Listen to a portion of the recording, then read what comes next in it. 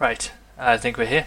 Hello and welcome to week 1 of Dev Diaries for Project SySO, which you can actually see in the background there. See, it's on my door.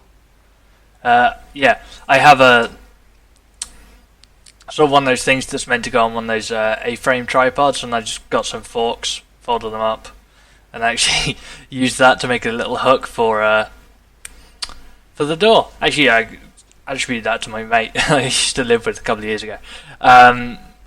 He's a really cool guy. Yeah, so you can't really see much on there, but I've been writing up some notes for Project SySO. If I check my calendar, Project SySO began production. I'm just prototyping. Tuesday the 4th of August. So it's obviously Monday the 10th now, so it's not quite been a week. But it's been going pretty well. I mean, I've moved house, that you can tell. It's just like a really white room to this. I'm now living in Swansea. Woohoo! I get to go to the beach a lot. That's great. I'm also starting a new job. I don't start that until the 1st of September. So I have a whole month to get going with this, which is fantastic because, you know, the minimum viable product, the first bit's really important. Anyway, so as for the minimum viable product, what have I been getting up with? I have been setting up the players. So players, you only technically with this game have one player, single player game, but there's more. I can't really give you any more information other than that. But yeah, so you have setting up the players. I had a fun issue because I'm using one of them is a physics-based one. You're actually applying impulse and torques to the object to roll it around. Where the camera, upon switching, would take sort of the viewport of, like, the viewpoint of the ball as it was. So occasionally, you turn up and you'd be like that, and you'd like, this not right. This is not right at all. I fixed that. I used a player camera manager and just said, "You're not allowed to roll. You just no." What I may have to do is, if I obviously want to roll stuff like for camera shake or whatever. I don't know if I had camera shake. If I was going to add camera shake, it'd be very slight, like panning slightly, very very small. This isn't a plant beer game. This isn't going to have ridiculous amounts of screen shake. Not in this one at least. But I've got that working, got that fine, that's fine. So you can now switch between main character and that character as well. So that's cool. I got the system for adding sort of collectibles to the world. Yes, there are collectibles in this game. Probably giving away far too much information, but whatever. It could all change. I'm literally in week 1. Art style, no idea. What you can see to the sides, if I do that, is actually just a bit of my work that I've done in my spare time. That's not going to be the art style for this game, or it might be. I mean, I'm playing around with stuff. The stuff like there, I view as like too Minecrafty, because it's all based on just sort of blocky squares. But I look at it as sort of like a patchwork type stuff. I don't know. I'm experimenting with that. So yeah, I've got the world data manager working. So you drop one of these into your level, and I use that generally instead of. I don't like level blueprints. Never did like them in UE3. I liked Kismet, but I learned Unreal Script for the simple fact of I can just go, yeah, this block of code, I'm going to drop it into any level. It doesn't really matter. And that's what I use world data classes for.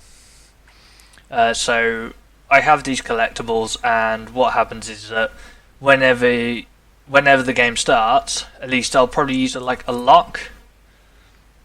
So once the level's finished, I switch out the world data for a different class and just have it so that it locks itself off. So once the level's loaded once, it's counted, because what it does, it gets all the collectible actors, counts them, and then it tests the counted value based against the total value that should be in the level, and it'll basically tell me then whether or not I fucked up and put too many things in, or if I need more like collectibles in the level, or so I can just check things over, and I also do the same thing whenever I pick up something. It'll actually tell me how much more I need to go, how much more I've got, and it'll also tell me errors if I go above the amount. It's kind of useful. They're more debugging things, so what I'll probably do is have just bits of those code where once the level's complete, I actually switch out for a different one, for a different piece, for a different class entirely. It's similar, but does similar stuff, but just without the debugging stuff, so I don't have that code sort of in there. Especially sort of, I know what people are like. Oh, it's gone a bit dark. Camera, can you focus? Thank you. Hello. Right. Oh, it's got it. Cool. So I know people like they might find these debugs bits, and I don't really want them to. So yeah, I've got that in. I've got that working. It's been fairly okay. This week I plan to get the system where you attach your companion. As I said, don't want to give too much stuff away.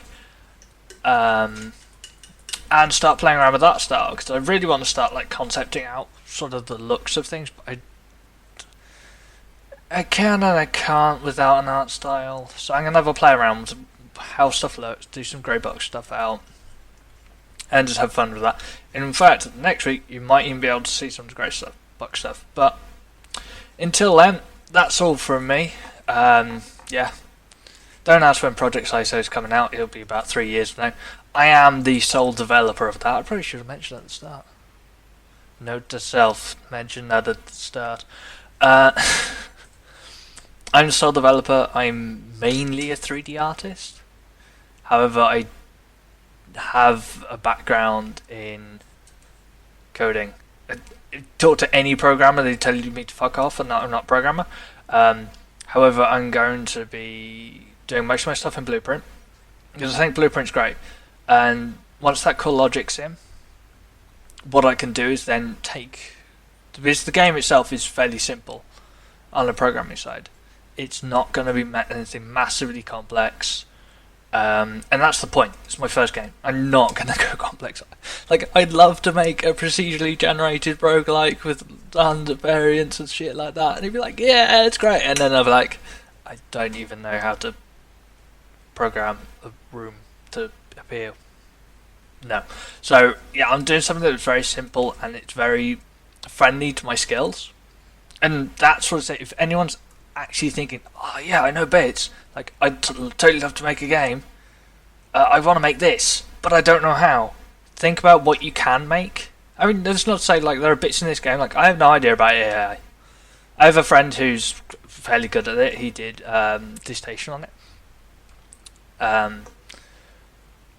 But I don't know anything, so it's going to be a learning experience for me massively on AI. I don't know anything about HUDs or anything like that. Again, I do have friends who have done work with it. There's many UE3 stuff, so here's to finishing university the year before the next generation engines come out. But yeah, so next week you may see art style, you may just see a different background, whatever. That's it for me. See you next week.